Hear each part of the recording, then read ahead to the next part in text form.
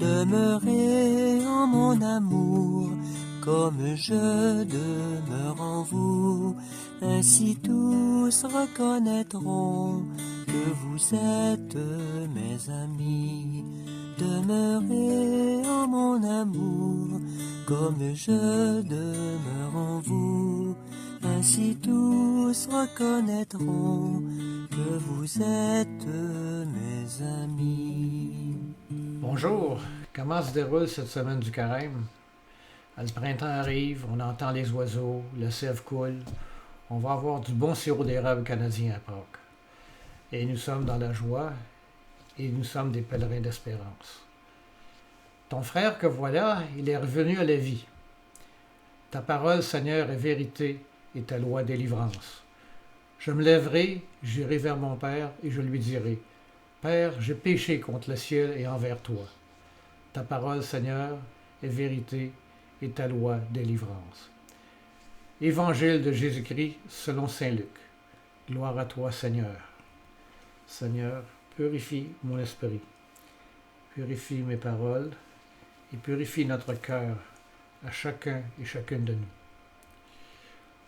En ce temps-là, les publicains et les pécheurs venaient tous à Jésus pour l'écouter. Les pharisiens et les scribes récriminaient contre lui. Cet homme fait bon accueil aux pécheurs et il mange avec eux. Alors Jésus leur dit cette parabole. Un homme avait 2 enfants. Le plus jeune dit à son père, « Père, donne-moi la part de fortune qui me revient. » Et le père leur partagea ses biens. Peu de jours après, le plus jeune rassembla tout ce qu'il avait et partit pour un pays lointain, où il dilapida sa fortune en menant une vie de désordre. Il avait tout dépensé quand une grande famine survint dans ce pays, et il commença à se trouver dans le besoin.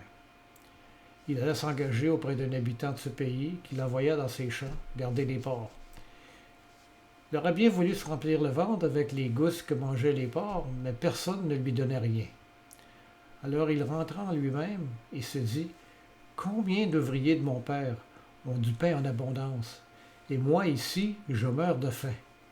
Je me lèverai, j'irai vers mon père, et je lui dirai, « Père, j'ai péché contre le ciel et envers toi. Je ne suis plus digne d'être appelé ton fils. Traite-moi comme l'un de tes ouvriers. » Il se leva et s'en alla vers son père. Comme il était encore loin, son père l'aperçut et fut pris de compassion. Il courut se jeter à son cou et le couvrit de baisers. Le fils lui dit, « Père, j'ai péché contre le ciel et contre toi. Je ne suis plus digne d'être appelé ton fils. » Mais le père dit à ses serviteurs, « Vite, apportez le plus beau vêtement pour l'habiller. Mettez-lui une bague au doigt et des sandales aux pieds. Allez chercher vos gras, tuez-le, mangeons et festoyons.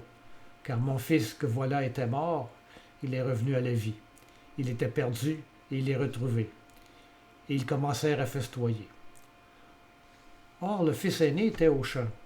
Et quand il revint, il fut près de la maison, il entendit la musique et les danses. Appelant un de ses serviteurs, il s'informa de ce qui se passait. Celui-ci lui répondit, « Ton frère est arrivé et ton père a tué le veau gras parce qu'il a retrouvé ton frère en bonne santé. » Alors le fils aîné se mit en colère et il refusait d'entrer. Son père sortit le supplier, mais il répliqua à son père, « Il y a tant d'années que je suis à ton service sans avoir jamais transgressé tes ordres, et jamais tu ne m'as donné un veau gras pour festoyer avec mes amis. Mais quand ton fils que voilà est revenu après avoir dévoré ton bien avec des prostituées, tu as fait tuer pour lui le veau gras. » Le père répondit, « Toi, mon enfant, tu es toujours avec moi, et tout ce qui est à moi est à toi. Il fallait festoyer et se réjouir, car ton frère que voilà était mort, il est revenu à la vie. Il était perdu, et il est retrouvé. Acclamons la parole de Dieu. Louange à toi, Seigneur Jésus. » Dans l'évangile de Luc, nous découvrons la célèbre parabole de l'enfant prodigue. Cette histoire illustre la miséricorde et le pardon divin, ainsi que les relations humaines complexes entre parents et enfants. Le fils cadet, en quête de liberté, exige sa part d'héritage et s'éloigne de son père, ne réalisant pas que sa véritable richesse réside dans l'amour familial. Après avoir dilapidé ses biens, il revient à la maison, repentant et humble. Le père, loin de le rejeter, l'accueille avec une immense joie, symbolisant l'amour inconditionnel de Dieu. Cette parabole nous invite à réfléchir sur nos propres chemins. Sommes-nous parfois, comme le fils prodigue, à la recherche de bonheur dans des choses éphémères? Reconnaissons-nous les moments où nous avons besoin de revenir vers ceux qui nous ont négligés? Et tout comme le Père, sommes-nous prêts à pardonner et accueillir ceux qui reviennent vers nous?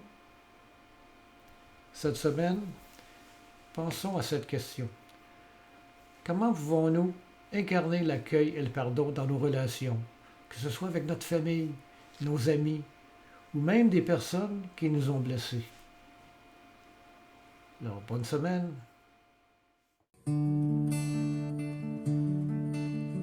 Dieu a semé la parole comme on sème le grain pour que les blés du royaume lèvent jusqu'à la fin. Dieu a semé la parole comme on sème le grain pour que les blés du royaume lèvent jusqu'à la fin.